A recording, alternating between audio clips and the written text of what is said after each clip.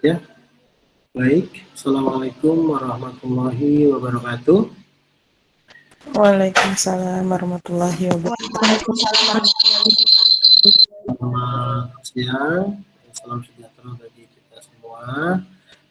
Pada pertemuan kali ini kita membahas tentang sebentar.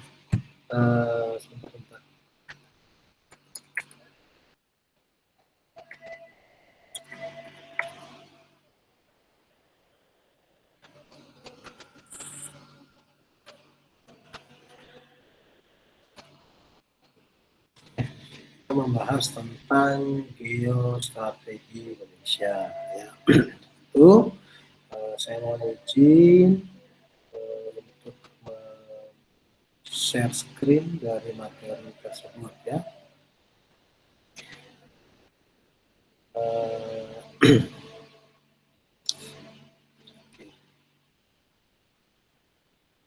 Ya. Kita berbicara tentang geostrategi Indonesia. Ya. Karena bicara geostrategi Indonesia erat kaitannya dengan yang namanya ketahanan nasional. Ya. Apa itu ketahanan nasional? Ketahanan nasional merupakan kondisi dinamis suatu bangsa yang berisi keuletan dan ketangguhan. Ya. Kondisi dinamis. Jadi tidak statis ya, kondisi dinamis suatu bangsa yang berisi tentang keuletan dan ketangguhan. Yang mengandung kemampuan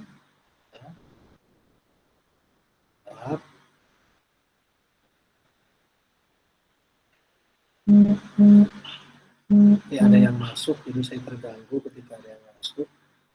Ya. Saya lock ya, tidak ada yang masuk lagi, tidak saya terima nih nanti. Yang mengandung kemampuan untuk mengembangkan kekuatan nasional dalam menghadapi dan mengatasi segala tantangan. Ya, jadi poin pentingnya adalah bagaimana kita bangsa Indonesia dapat menjadi bangsa yang ulet, yang tangguh, yang tahan, gitu kan, dalam mengembangkan kekuatan nasional dan dalam menghadapi segala tantangan, ancaman, hambatan, serta gangguan baik yang datang dari luar maupun dari dalam, yang langsung maupun tidak langsung, dalam rangka membahayakan integritas identitas, kelangsungan hidup bangsa dan negara, serta perjuangan mengejar tujuan perjuangan nasional. Ini benang merah dari ketahanan nasional. Ada kita mengatasi tantangan, ya, ancaman, hambatan, dan gangguan. Baik yang langsung dari luar dan dalam, baik yang membahayakan integritas, identitas, dan tujuan perjuangan nasional. Nah, bicara kondisi dinamik, nah, ini bagaimana kita bisa melawan dan menangkal segala macam ancaman, tantangan, hambatan, gangguan dari lawan, ya. Baik yang dari luar negeri atau mau dari internal.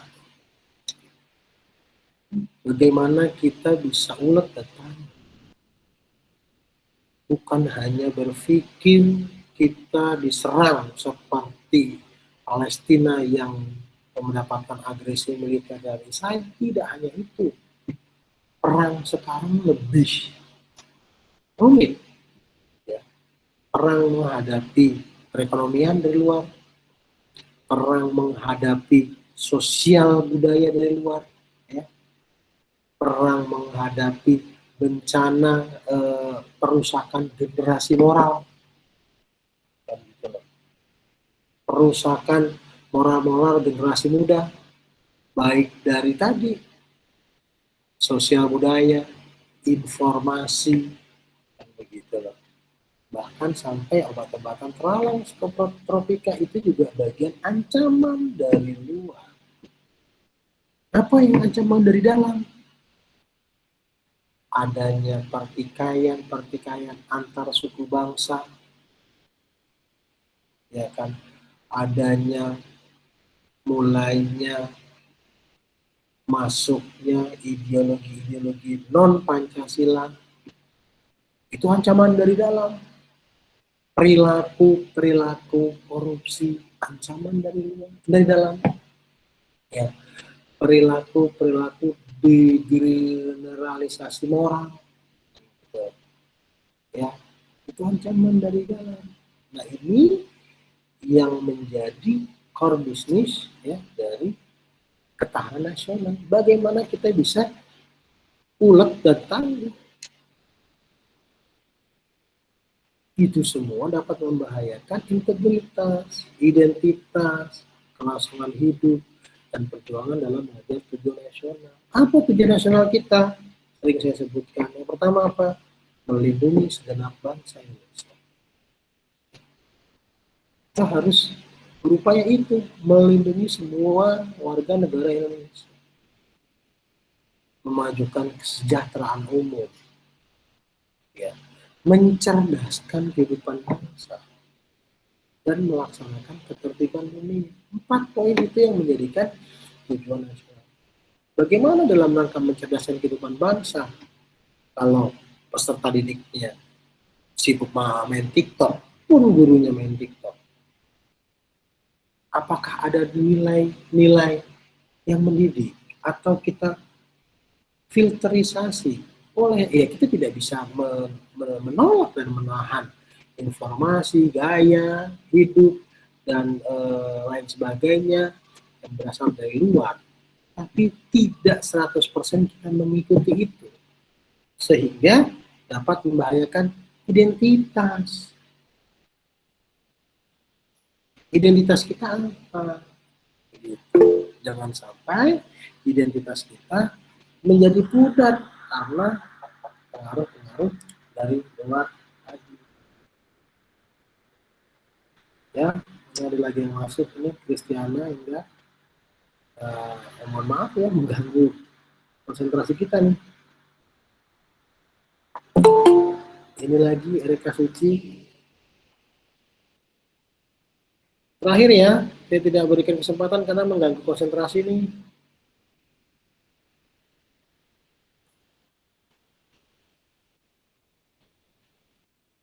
Nah, pengertian dalam ketahanan nasional ya, dikatakan di dalamnya ada keuletan. Apa itu keuletan?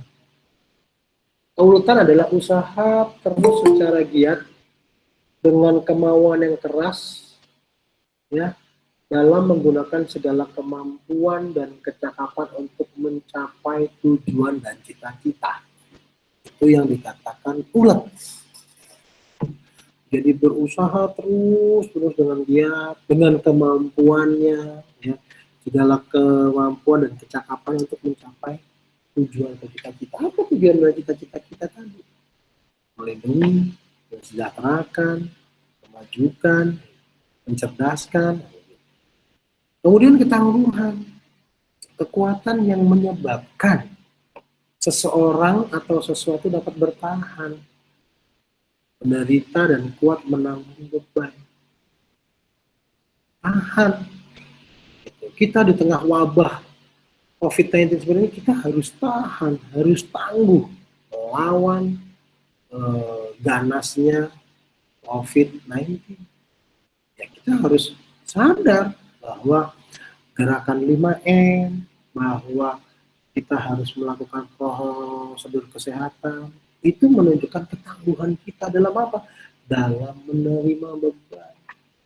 Tangguh, Indonesia akan kuat melawan COVID-19. Kemudian tantangan, merupakan usaha yang bertujuan untuk menggugah kemampuan. Tantangan kita apa? Menjadi negara yang maju, mencerdaskan segala kehidupan bangsa. Begitu. mensejahterakan kehidupan umum, kesejahteraan umum, dan begitu. Itu menjadi apa? Menjadi tantangan kita.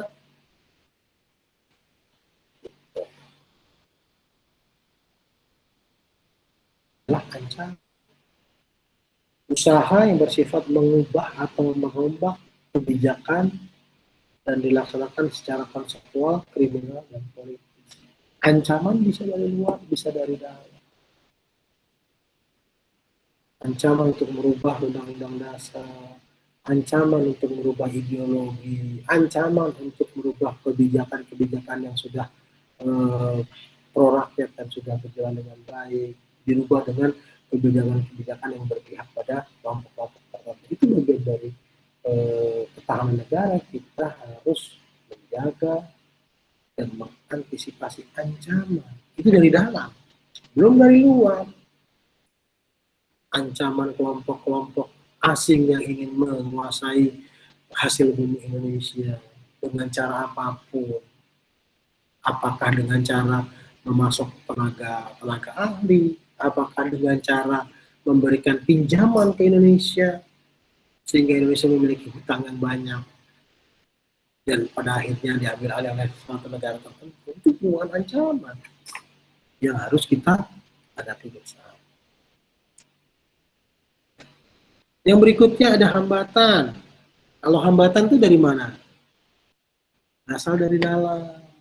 Kondisi yang bersifat bertujuan melemahkan, menghalangi secara tidak konseptual yang berasal dari dalam. Mentalitas ASN kita, kan begitu. Mentalitas pejabat-pejabat kita, mentalitas politikus kita, kan begitu. Itu merupakan hambatan yang harus kita sikapi bersama. Adapun gangguan itu sesuatu yang berasal dari luar, hampir sama dengan ancaman. Gitu. Yang berikutnya integritas, kesatuan menyeluruh dalam kehidupan suatu bangsa, baik fisik, wilayah, penduduk, pemerintah maupun sosial. Katakan di pertemuan terdahulu integritas nasional, bagaimana kita memandang Indonesia itu dari Sabang sampai Merauke, dari utara sampai selatan, semua itu menjadi satu kesatuan, baik dari penduduk, wilayah, pemerintah, maupun identitas sosial. Identitas ini adalah ciri khas satu bangsa yang membedakan dari bangsa lain yang melihat secara menyeluruh, holistik. Ya. Maka dikatakan dengan Indonesia, identitasnya seperti itu. Memiliki bendera, memiliki bahasa, persatuan, dan seterusnya. Nah, manusia Indonesia adalah manusia yang paling berbudaya, di mana manusia dikatakan sebagai makhluk yang sempurna karena memiliki nurani, kemampuan berpikir, akal, dan berbagai keterampilan. Senantiasa berjuang mempertahankan eksistensi, pertumbuhan, dan kelangsungan hidupnya. Berupaya memenuhi kebutuhan hidupnya baik material dan spiritual. Nah, ini menjadi pokok pikiran ketahanan nasional, bagaimana kita memenuhi kita. Bangsa Indonesia juga memiliki tujuan nasional. Saya katakan ya, tujuan nasional bangsa Indonesia ada 4, kemudian ada ketahanan nasional yang dalam proses kegiatan untuk mencapai tujuan tersebut telah ditetapkan akan selalu berhadapan dengan masalah-masalah internal dan eksternal. Demikian pula dengan negara dalam mencapai tujuannya. Oleh karena itu perlu adanya kondisi yang siap. Saya yakin pada saat ini tidak semua negara siap menghadapi COVID-19. Tetapi dengan ketahanan nasional kita yang baik, insya Allah kita bangsa Indonesia dapat melewati kondisi ini dengan baik. Ya. Nah ini juga yang menjadikan falsafah dan ideologi pikiran ketahanan nasional. Ya. Adanya hak kemerdekaan, adanya masa depan yang harus diraih, ya, dan adanya tadi tujuan kita. Bila negara ingin mencapai cita-cita, maka kehidupan berbangsa dan bernegara harus mendapat ridha Allah yang merupakan dorongan spiritual. Ya, lalu yang keempat, mempertegas cita-cita yang harus dicapai oleh bangsa Indonesia melalui wadah negara kesatuan bangsa Indonesia. Ya. Ketahanan nasional merupakan konsepsi atau pedoman atau sarana untuk meningkatkan keuletan. Tadi ya ada keuletan, ada ketangguhan, dan sebagainya. Ini untuk meningkatkan itu ya, untuk mengembangkan kemampuan kekuatan nasional dengan pendekatan kesejahteraan dan keamanan.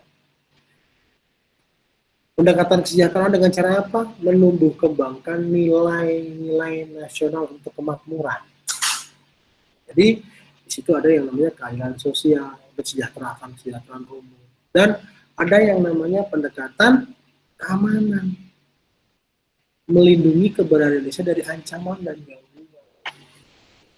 Jangan sampai kita tidak peduli sehingga pulau-pulau terluar di Indonesia bisa dibeli secara pribadi, bisa diperjualbelikan secara pribadi, bisa dikuasai oleh orang secara pribadi maupun secara perusahaan yang nyata-nyata itu adalah milik bangsa Indonesia. Nah, itu yang harus kita lakukan ya. Asasnya dari ketahanan nasional pertama adalah asas kesejahteraan dan keamanan, komprehensif, integral atau menyeluruh terpadu, asas mawas ke dalam dan mawas keluar, dan asas kekeluargaan. Ya. Sifat dari ketahanan nasional Indonesia, kita harus memiliki sifat yang mandiri. Ya, terkait dengan ulet tahan itu ya harus mandiri. Kemudian dinamis, bisa menerima perubahan, bisa menyesuaikan dengan perubahan. Kemudian memiliki kewibawaan serta konsultatif dan kerjasama. Ini sifat ketahanan nasional Indonesia. Jadi tidak semena-mena, dan kita bisa dan mampu bekerja sama dengan siapapun. Ya. Nah, aspek ketahanan nasional ya, ada Trigatra, ada Pancagatra, dan ketika digabung menjadi Asta. Trigatra yaitu ada aspek geografi yang kita harus mengetahui nih, ya, mengetahui batas-batas negara, aspek kedudukan, bagaimana kita harus mengenali ya bangsa-bangsa, suku bangsa yang ada di Indonesia. Kemudian aspek kekayaan alam, kita harus mengenali dan melindungi aspek-aspek kekayaan alam. Ya. Tambah dengan aspek sosial, ya, harus dinamis. Yang statis tadi ya, geografi, kedudukan, kekayaan alam, kita bisa berubah-ubah. Yang dinamis, bagaimana kita memiliki ideologi yang dinamis, tetap berasaskan Pancasila, kebijakan politik, ekonomi, sosial, budaya, dan pertahanan keamanan yang dinamis. Pertahanan dan keamanan dinamis harus diperlukan, karena apa? Tidak mungkin kita hanya berperang dengan senjata, sementara hacker-hacker itu bukan dengan senjata menyerang negara-negara lain, tapi dengan keterampilan skill yang sifatnya kompetensi atau keterampilan yang spesifik, tidak hanya perang fisik, gitu ya. Nah, ada yang namanya Asta Gatra, kan gitu. Di mana Asta Gatra ini meliputi semua, ya, dari geografi, kekayaan alam, kependudukan, ya kan, ideologi, politik, ekonomi, sosial, pertahanan, keamanan. Nah, ini yang harus kita harus jaga. Saya katakan bahwa ideologi adalah seperangkat prinsip pengarahan yang memberikan dasar serta memberikan arah dan tujuan untuk mencapai kelangsungan dan perkembangan kehidupan nasional suatu bangsa dan negara. Ideologi kita ideologi Pancasila. Ya, bagaimana pelaksanaan perundangan dan bagaimana pelaksanaan secara subjektif yang dilakukan oleh pribadi dan warga negara. Ya.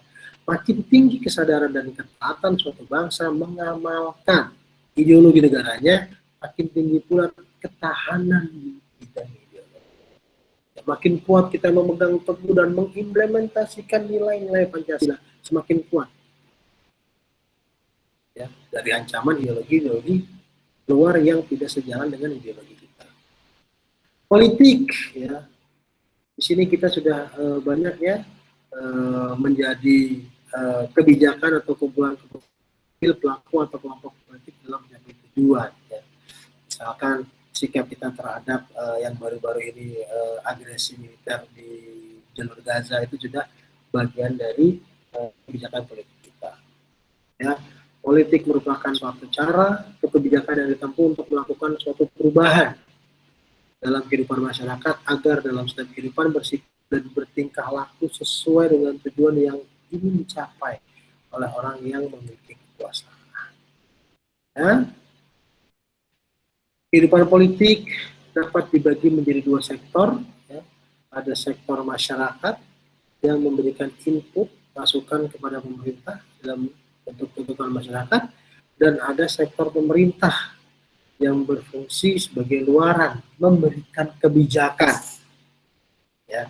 Jadi kebijakan itu diambil dari mana? Dari suara-suara masyarakat. Gitu. Sampai di sini ada yang ingin ditanyakan? Sebelum saya melanjutkan ke slide berikutnya. Halo? Terus? Dilanjut saja, Pak. Baik, ya. Yang berikutnya adalah aspek ekonomi, ya, di mana mengacu pada pasal 33 Undang-Undang 45, ya, dikatakan sistem perekonomian Indonesia disusun sebagai usaha bersama, ya, berdasarkan azas kekeluargaan, ya, cabang-cabang produksi yang penting bagi negara dan menguasai hajat hidup orang banyak dikuasai oleh negara, tidak lagi bukan dikuasai oleh kelompok-kelompok tertentu. Bumi dan kekayaan alam yang terkandung di dalamnya dikuasai oleh negara dan dipergunakan sebesar-besarnya untuk kemakmuran rakyat. Nah, ini kita harus berpegang teguh pada sistem perekonomian yang sudah diamanahkan pada Undang-Undang Dasar 1945 pasal 33. Ya. Jadi tidak ada tuh cabang-cabang produksi yang penting. Ya, sekali sekarang yang sudah mulai melenceng, ya, bagian-bagian produksi yang penting, kekayaan alam yang terkandung tidak sepenuhnya dikuasai oleh negara dan dipergunakan sebesar-besarnya untuk kemakmuran. Nah, ini nanti kita bisa coba sikapi bersama, ya. Ya. Kemudian langsung kita ke ini ekonomi tidak aspek sosial budaya, ya. Bagaimana segi sosial manusia Indonesia harus terus memegang teguh prinsip-prinsip kerjasama dengan sesama manusia. Kemudian dari segi budaya, bagaimana keseluruhan tata nilai dan cara hidup yang memanifestasinya tampak dalam tingkah laku dan hasil tingkah laku yang terlembagakan. Ya. Kebudayaan hasil kebudayaan kita coba lakukan, kita coba implementasikan sehingga menjadi ciri khas dan karakteristik budaya Indonesia. Contoh, misalkan batik sudah menjadikan sebuah manifestasi budaya Indonesia, kan begitu, atau rendang sudah menjadi manifestasi budaya Indonesia yang diakui bukan hanya di Indonesia tapi di dunia, ya, dan itu menjadikan sebuah kebudayaan nasional, di mana budaya nasional itu adalah hasil dari interaksi budaya-budaya suku bangsa di daerah. Seperti batik. Batik itu bukan hanya dari Jawa, ada yang batik dari Kalimantan, ada yang batik dari Makassar, Sulawesi, dan ada batik dari suku-suku bangsa lain yang bersatu menjadi kebudayaan nasional.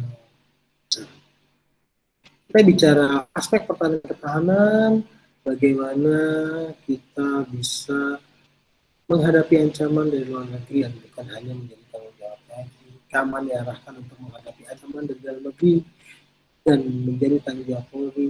TNI dapat dilibatkan untuk ikut menangani masalah keamanan apabila diminta atau Polri sudah tidak mampu lagi karena eskalasi ancaman yang meningkat ke keadaan darurat. Ya. Jadi seperti yang sekarang terjadi di Riau, Papua, gitu. Itu manakala Polri atau kepolisian sudah dinyatakan memerlukan bantuan dari TNI, maka kita kirim sekarang pasukan setan ya, yang dikirim ke Papua dalam rangka mengatasi KKB. Ini tadi sudah.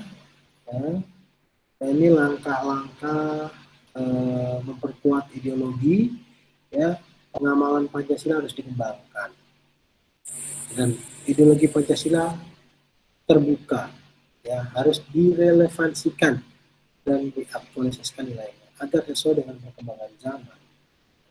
Dan konsep Bhinneka Tunggal Ika harus terus dikembangkan dan ditanamkan. Kemudian juga Pancasila harus terus-menerus dijadikan pandangan hidup bangsa dan negara. Ya. Berkaitan dengan warga negara, kita berkiblat pada Pancasila. Tidak ada yang bisa merubah, dan Pancasila itu harga mati. Saya sampaikan adalah pandangan hidup bangsa, ya, pandangan hidup bangsa kita sebagai warga negara. Dan politik, upaya-upaya, ya, kita harus mampu menghadapi segala macam ancaman, tantangan, hambatan, gangguan dari luar dan dalam, ya, dalam rangka menjamin keberlangsungan kehidupan politik bangsa dan negara Republik Indonesia berdasarkan Pancasila dan Undang-Undang Dasar Negara Republik Indonesia. Ya, ini aspek politik dalam negeri, ya, bagaimana kita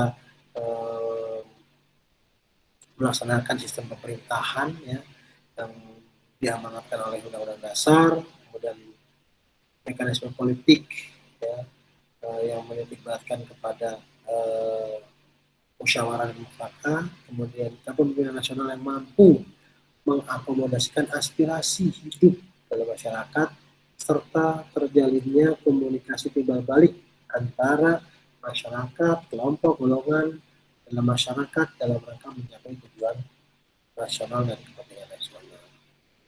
Aspek luar negeri, menjamin hubungan luar negeri kita dengan baik, politik luar negeri kita terus dikembangkan dalam rangka meningkatkan persahabatan, kerjasama antar negara, citra positif Indonesia terus ditingkatkan dan diperluas, ya, perkembangan dan gejolak dunia kita ikuti, ya, sehingga kita dapat menjadi bangsa yang dinamis, yang dapat mengikuti perkembangan zaman, yang tentunya tidak mempengaruhi tujuan nasional.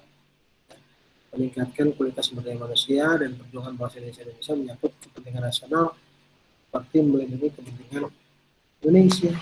Maka kita harus hati-hati ketika celah minyak di Laut Cina Selatan diperebutkan antara kepentingan asing oleh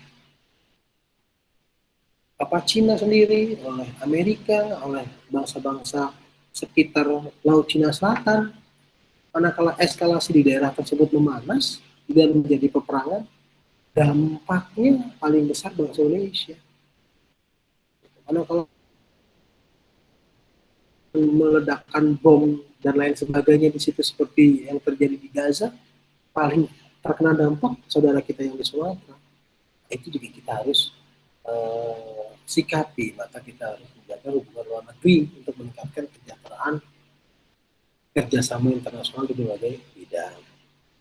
Di bidang ekonomi, ya, kita harus dinamis, ya, keuletan dan ketangguhan dalam menghadapi ancaman, tantangan, hambatan dan gangguan dalam rangka menjamin keberlangsungan kehidupan perekonomian bangsa Indonesia berdasarkan Undang-Undang Dasar 45. Ya. Ini yang dapat kita lakukan, ya, harus mewujudkan kemakmuran dan kesejahteraan yang adil dan merata. Ya, ya, harus melaksanakan ekonomi kerakyatan, ya, yang hanya menguntungkan pelaku ekonomi kuat, sistem etatisme di mana negara dominan dan memastikan potensi dan daya kreasi ekonomi di luar sektor negara, dan harus menghindarkan dari monopoli. Pembangunan ekonomi dilaksanakan sebagai usaha bersama atas dasar kekeluargaan di bawah pengawasan anggota masyarakat. Pemerataan pembangunan dilaksanakan melalui prinsip keseimbangan, ya, antar wilayah dan antar sektor. Kemampuan bersaing harus ditumbuhkan secara sehat dan dinamis dengan memanfaatkan sumber daya nasional secara optimal dengan sarana iptek tepat guna. Ya, yang bidang sosial budaya juga bagaimana kita harus bersikap dinamis, ulet, tangguh ya, dalam menghadapi ancaman, tantangan, hambatan dan gangguan dalam rangka menjamin kelangsungan kehidupan sosial dan kelangsungan kehidupan pertahanan dan keamanan. Ya. Sini upaya-upaya yang dilakukan adalah Hankam harus dapat mewujudkan kesiapsiagaan. Kita pertahanan dan keamanan kita harus siap siaga serta upaya bela negara yang berisi ketangguhan, kemampuan dan kekuatan. Bangsa Indonesia harus cinta damai, lebih cinta kemerdekaan dan kedaulatan. Potensi nasional dan hasil-hasil pembangunan yang telah dicapai harus dilindungi. Jangan hasil-hasil pembangunan kita biarkan saja, kita jual ke bangsa asing, kita berikan ini ke bangsa asing, nah itu tidak sesuai dengan aspek pertahanan dan keamanan. Ya. Kemudian pembangunan dan kekuatan, kemampuan pertahanan dan keamanan dimanfaatkan untuk menjamin perdamaian. Perlengkapan dan peralatan untuk mendukung pembangunan kekuatan dan kemampuan pertahanan dan keamanan sedapat mungkin harus dihasilkan oleh industri dalam negeri. Bagaimana kita harus mendorong pindad dalam rangka menciptakan senjata-senjata dalam negeri. Kita harus mendorong produsen-produsen dalam negeri untuk menciptakan industri dalam negeri. Pengadaan dari luar negeri dilakukan karena terpaksa, di mana industri dalam negeri masih terbatas kemampuannya. Oleh karena itu, kemampuan yang masih terbatas tadi harus ditingkatkan. Mana kalau terpaksa, baru kita mendatangkan dari luar negeri. Manakala hanya mengelas saja, tidak perlu kita mendatangkan tenaga asing. Tenaga kita masih banyak yang handal untuk melakukan keterampilan dasar. Ini yang harus kita pahami bersama. Nah, pembangunan dan penggunaan kekuatan dan kemampuan pertahanan dan keamanan haruslah diselenggarakan oleh manusia-manusia yang berbudi luhur dan seterusnya yang memiliki karakter yang baik. PNI dikembangkan dengan kekuatan kecil, profesional, efektif, efisien, dan modern. Ya. Kemudian meningkatkan kekuatan Kamtibmas, keamanan ketertiban masyarakat. Ya. Polisi dikembangkan sebagai kekuatan yang mampu melaksanakan penegakan hukum, memelihara dan mewujudkan keamanan ketertiban masyarakat. Kemudian penanaman dan peningkatan kesadaran dan ketaatan hukum kepada masyarakat. Jadi ini juga perlu disampaikan peningkatan kesadaran dan ketaatan hukum kepada masyarakat. Ya, baik. Ada pertanyaan yang ingin disampaikan atau kita bisa diskusikan dalam pertemuan kita kali ini? Ya, kita top speed nih. Ada pertanyaan? Utami, lainnya? Kalau dirasa cukup, saya nanti akan memberikan tugas kelompok terkait dengan kewarganegaraan di Google Classroom ya.